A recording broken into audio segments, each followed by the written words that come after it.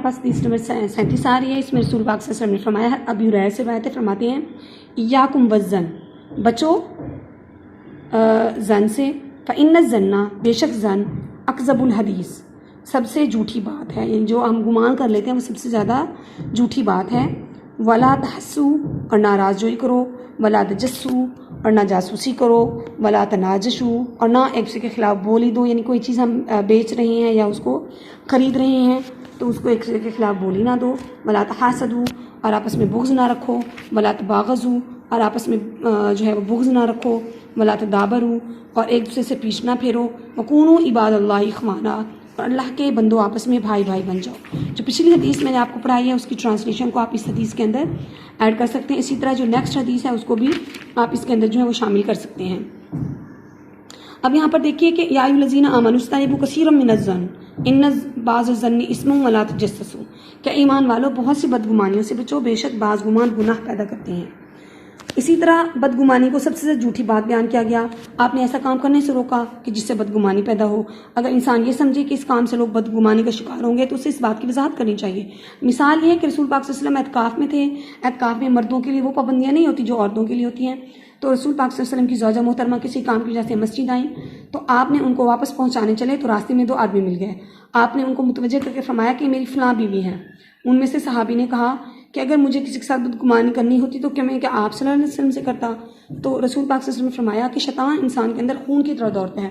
یعنی یہ نہیں سوچنا کہ ہم جو کام کر رہے ہیں اگر ہم درست ہیں لوگ جو مرضی کہتے رہیں. تو یہ بات, اس کے لیے میں مجھے بہت ہی پیاری بات پڑھنے کا اتفاق ہوا کہ کسی رائٹر نے کیا خوب لکھا تھا کہ جو شخص اللہ سے ڈرتا ہے وہ ولی ہے, جو لوگوں سے ڈرتا ہے وہ انسان ہے, اور جو کسی سے بھی نہیں ڈرتا وہ شیطان کی کیٹیگری کے اندر آتا ہے.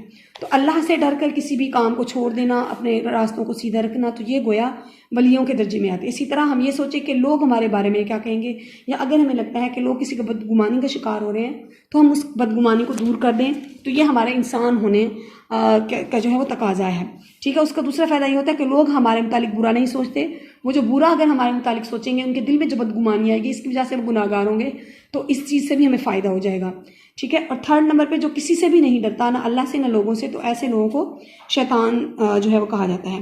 اسی طرح رسول اللہ صلی اللہ علیہ وسلم نے فرمایا کہ کسی مسلمان کے عیوب جو ڈھونڈتے ہیں تو اللہ اس کے عیب ڈھونڈنے میں جو ہے وہ لگ جاتے ہیں, چاہے وہ اسے اپنے گھر میں بھی چھپا رکھے. اسی طرح جو شخص چھپ کر لوگوں کی باتیں سنے تو قیامت کے دن اس کے کانوں میں پگھلا ہوا سیسہ ڈالا جائے گا.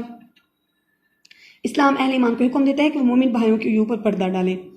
رسول پاک صلی اللہ علیہ وسلم نے بھی یہی فرمایا کہ مومن کے عیوب پر پردہ ڈالیں, قیامت کے دن اللہ تعالیٰ آپ کے عیوب پر جو ہے وہ پردہ ڈالے گا. پھر ہے تجسس کرنا, یعنی تجسس نہیں کرنا, ہم نے دوسرے لوگوں کے بارے میں ان کی جاسوسی نہیں کرنی کہ وہ کیا کرتے پھر رہے ہیں. تو یہ کبیرہ گناہوں کے اندر شامل ہو جاتا ہے.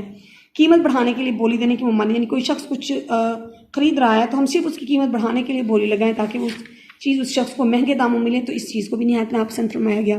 فرمایا ولا تأکلوا اموالکم بینکم بالباطل, کہ آپس میں مال کو باطل طریقے سے مت کھاؤ. اس آیت, یہ سورۃ بقرہ کی آیت ہے, یہ آپ نے لاسٹ ایئر 3rd ایئر میں آپ لوگوں نے اس کی ٹرانسلیشن بھی دیکھی ہوگی. اس کے علاوہ حسد کی ممانعت. فرمایا ام یحسدون الناس علی ما آتاہم اللہ من فضلہ, سب سے برے لوگ کون ہیں مغضوب اللہ کے نزدیک, کون سے لوگ جو ہے مغضوب ہوں گے, تو وہ لوگ ہوں گے جو کہ دوسرے لوگوں سے حسد کرتے ہیں. قرآن پاک کی آیت ہے ومن شر حاسد اذا حسد, میں تیری پناہ چاہتا ہوں حاسد کے شر سے جب وہ حسد کرے. رسول پاک صلی اللہ علیہ وسلم نے فرمایا کہ اے لوگوں, پہلی امتوں کا مرض آہستہ آہستہ تمہاری طرف آ رہا ہے, وہ حسد اور بغض ہے. یہ مرض بالوں کو نہیں دین کو موننے والا ہے. ان کچھ بیماریاں ایسی ہوتی ہیں جو کہ بال دن سے ختم ہو جاتی ہیں, لیکن یہ وہ بیماری ہے جو انسان کے دین کو کھا جاتا ہے.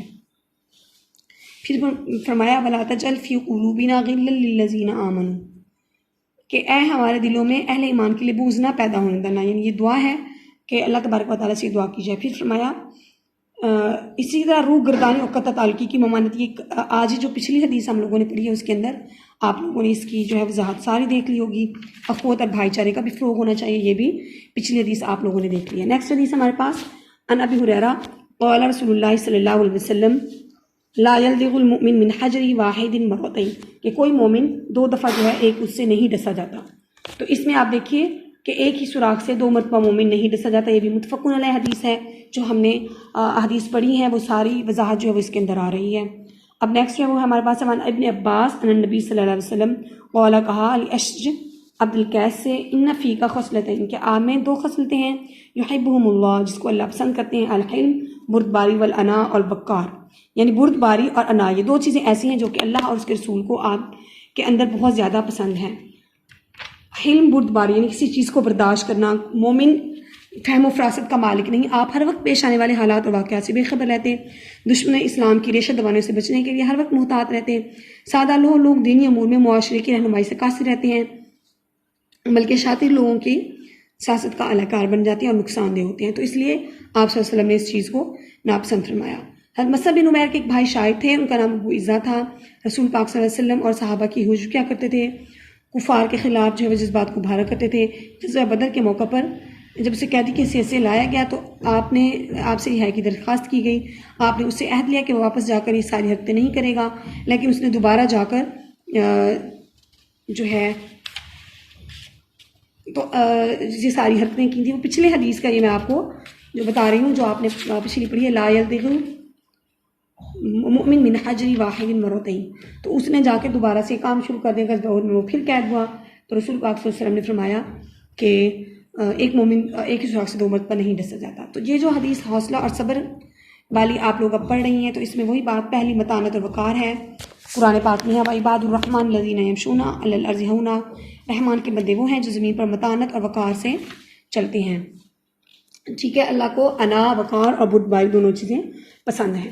اس کے علاوہ پچھلی اسی حدیث نمبر 39 میں آپ یہ دیکھیے جب عمرے پہ جاتے ہیں تو 3 چکر جو ہے وہ ایک جس طرح کمانڈوز کی چال ہوتی ہے بالکل اسی طرح چلنی ہے. کیونکہ صحابہ بہت کمزور تھے. جب وہ پہلی دفعہ عمرے پہ گئے تو انہوں نے عربوں کے سامنے تو مشرکین مکہ تھے ان کے سامنے سینہ تان کر اور وقار اور غرور کے ساتھ جو ایک چال جو ہے انہوں نے خانہ کعبہ کے گرد کی تھی. تو اللہ تبارک و تعالیٰ کو اس قدر پسند آئی کہ انہوں نے اسلام کا ایک رکن بنا دیا.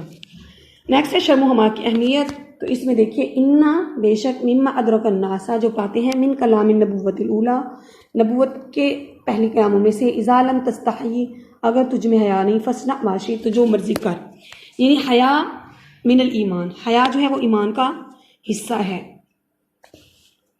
ٹھیک ہے، حیا سے انسان اور خدا رسول کے حق کو پہچانا جاتا ہے. والدین اور بڑوں بزرگوں کی تاکید ہوتی ہے. حیا وہ چیز ہے جو انسان کو انسانیت کے دائرے کے اندر لاتا ہے.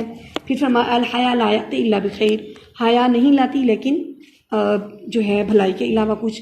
وہی بات جو میں نے پہلے بتائی کہ وہ شخص جو اللہ سے شرم محسوس کرتا ہے وہ ولی ہے، جو انسانوں سے شرم محسوس کرتا ہے اس کو انسانوں کی کیٹیگری میں رکھیں گے، اور جو ان دونوں سے نہیں کرتا تو اس کو ہم شیطان کی کیٹیگری کے اندر رکھیں گے.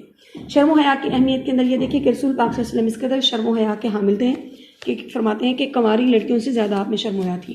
حضرت عثمان غنی شرم و حیا سے متعلق بہت ہی زیادہ جو ہے وہ اس چیز کا بہت زیادہ خیال رکھا کرتے تھے. اگر انسان حیا جیسی صرف سے عاری ہو جائے تو اس کے نزدیک برائی نہیں رہتی، اور اس طرح ہر شریعت میں حیا کی تاکید کی گئی. وما علینا الا البلاغ المبین.